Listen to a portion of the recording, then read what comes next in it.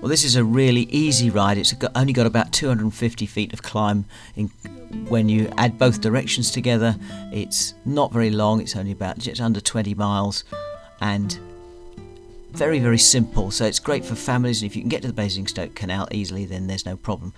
Before we go further, I'd like to just introduce who we are. We make videos of routes around the Bisley Woking area so that you can find your way. They're all marked in blue on our YouTube page, and they go really in every direction, starring out really from sort of Knaphill, Bisley area.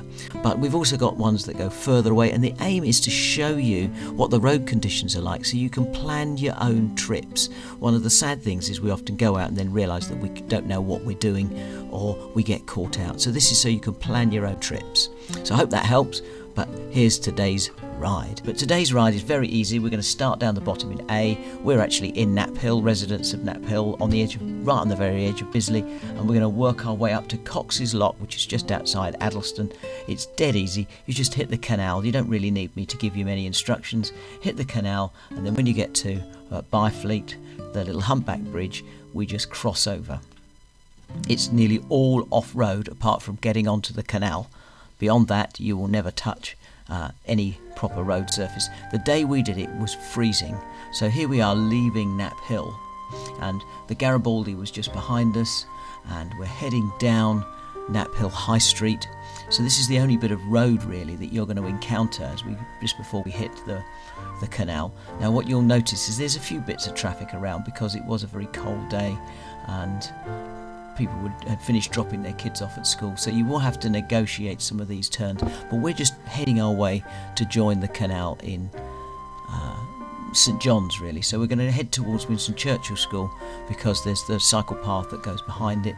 So we're now going down Victoria Road, and you can see Victoria Road is fairly empty, although there's that Lower Guildford and then Victoria. So we cross over, we're now down the little path that runs parallel with Barrack Path, and this is a cycle track or a cycle path, and we follow down this way, and then we're just going to turn right, and oh no, we've already turned right, so we're just going to go across here. There's a proper cycle crossing. Again, this is still cycle path, and we just now get into the middle of St John's. You could walk your bike around, and now we're on the canal, and from here it's really easy. So what do you need to know about the surface? Well, they've repaired a lot of the surface recently, and it's probably the worst surface repairs I've ever seen. That bridge back there, by the way, you don't go underneath, go over the top. It's a bit steep, but I would definitely recommend it. Yeah, they've done some repairs, and they're falling apart already. So well done, Woking Borough Council. You couldn't have hired some better cowboys to do that bit. Yeah, they didn't bother compacting underneath it, and the tarmac's all just falling apart. But generally the surface is pretty good throughout most of the Basingstoke Canal. It's wide enough. It would be nice if some of the leaves came off so that it wouldn't be quite so muddy, because that's what makes paths muddy. It's the leaves that settle on the surface. But around here where it gets worn away, it's not an issue. And sorry I forgot to adjust the camera, but we're just coming into the middle of Woking now, and what you can see is the quality of the surface here is really pretty good. Now, the only thing to remember when you get in, we're riding a tandem, so when you get into Woking, they've made a change a few years back where instead of having to go up over the top and crossing and go back down again, we can actually go on this. There's a path coming up, and it will take you round a spirally bridge and all the way back down. If you've got a bike as long as a tandem, then you will really struggle to get it round the corner. It's just not wide enough for a tandem, it's too tight. So here we go, we're going up, and we follow round the corner of this thing, and you just about clip the edges, and then when we get back down, so we can manage it because we've done tens of thousands of miles of riding. But here we are back on the towpath. You'll notice that beyond Woking, on the sort of the Shearwater side, it's definitely the road surface, the surface of the path is nowhere near as clean, except where it's very urban.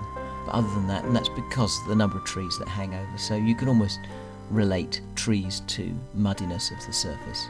So we're working our way along, go past the playing fields in Shearwater on the edge of that, And again, all the way along are places where you could easily join us. But we're now on the route, and you can see here that we're following our way along. There will be pedestrians, and which you will have to negotiate, so please use your bell, and if there are dogs, also watch out for the fact that the leads are often stretched right the way across the road. But we use a bell and we call out.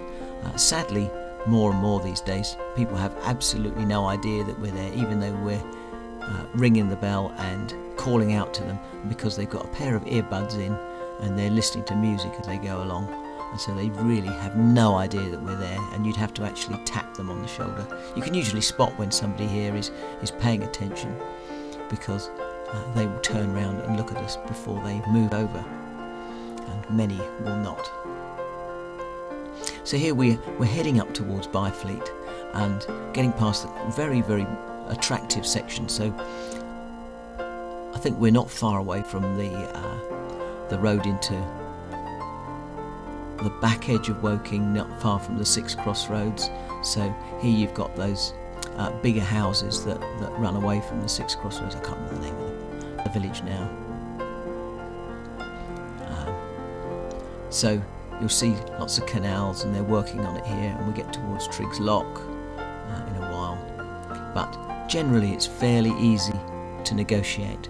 There are a few little chicanes and things that make it a little bit harder, but I've slowed the video right down to try and make it easier for you to see what's going on. It was a very, very dark day, and so although this was recorded in 4K, you'd never really guess. It's very smudgy.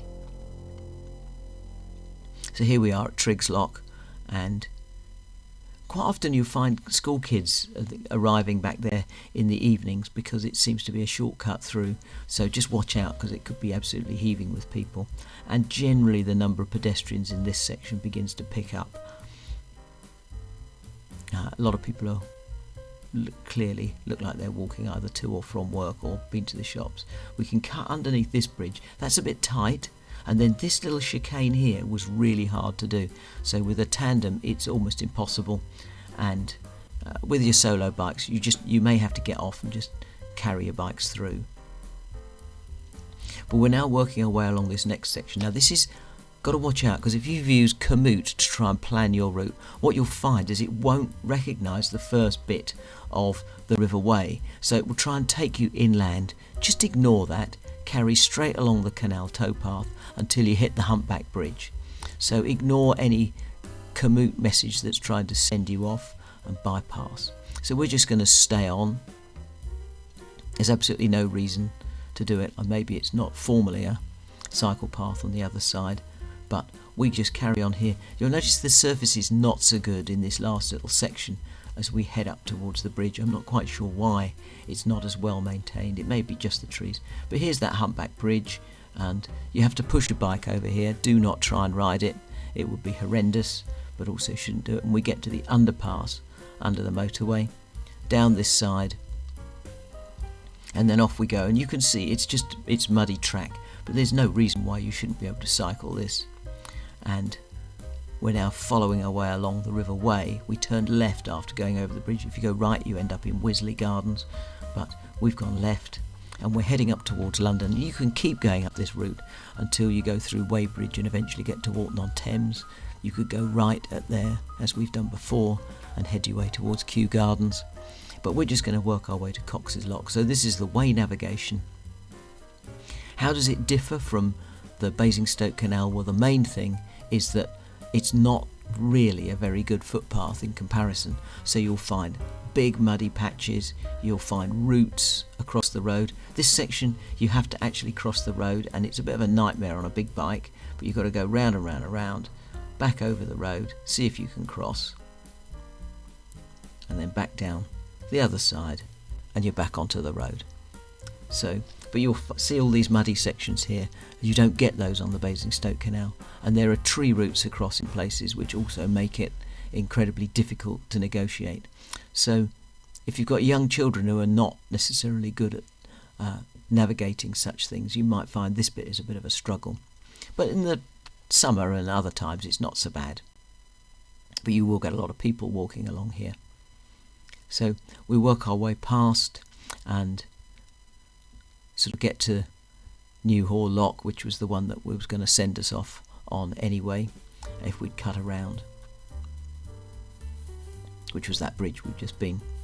So one of the things you'll find as we work our way along here is that you'll find it's more sunny. They've cut a lot of the trees back on our side, and about this time, which was coming up to around lunchtime, the sun was directly behind us. So we're now heading north at the moment, almost directly north. And you can see Cox's Lock building up on the left there. And so we get to this section and we're just going to go over. If you carry on, say you get to Chertsey. So at this point we cross over the bridge and we work our way now around to the edge of the lake. Please push your bike down here. Please don't be tempted to ride it.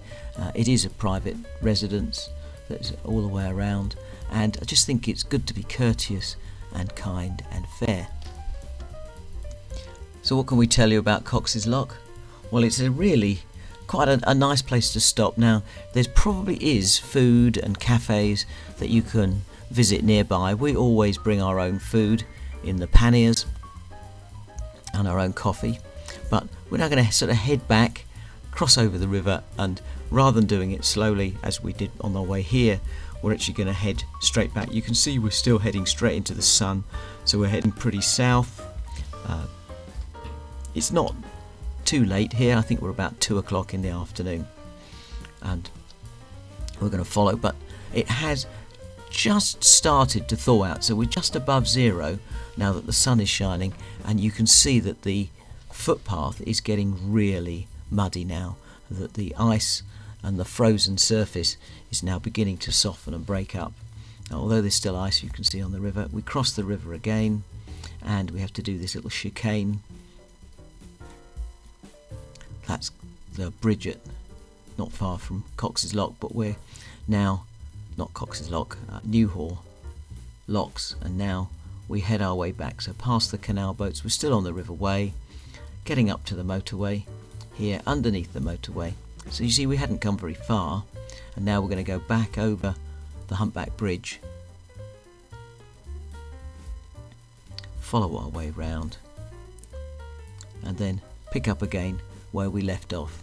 Just I think the warning really for you is that if you're going to do this as we did, this is sort of mid-January when we had that really cold spell, thing to watch out for is that the sun tends to go down really quickly behind all of these trees and other things. So although it may still seem like it's daylight, it's actually night. It's really dark. The camera is deceiving a little bit, and there'll be hundreds of kids on the footpath as if the schools are throwing out.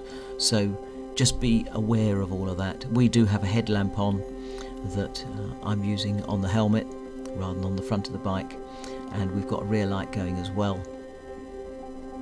So do be careful and be very aware of other users. But when you get to the brighter sections that are more open, like here, because there are no leaves on the trees, at least it's a little bit lighter, but it can close in very quickly. So athletics clubs running down, a lot of people will use this towpath. We absolutely love it, and there's some you discover new places to go and visit whenever you ride along any canal. There's places to go and places to visit and stop that you just won't see if you tackle it by road. But as you can see, we've gone all the way to Addlestone and we've not really met anybody. We came up to this gentleman, we had a little chat with him in his disability vehicle, and you know, sometimes they're quite wide, but they're just as entitled to use it as everybody else, and I applaud them for getting out. So as we head our way back now, we're sort of on the outskirts of Woking, and you can see now here's the bridge that is a little bit difficult to navigate sometimes, but I've done it so many times I can just about manage it in one. On the tandem, that is. So we're under this bridge, going at a reasonable, looks like we're going particularly fast now. That's because I've just set the video to run twice the speed it was before, but we will get home under this bridge. Now that one's really tricky, so we actually, I don't know whether you could work out that everything looked a bit different there. We walk underneath that bridge, get off. That one you can manage as long as you make a lot of noise, because there's usually nobody the other side. But it is walking your way home from school or work time now. So head away along the Basingstoke Canal, a few rises and drops.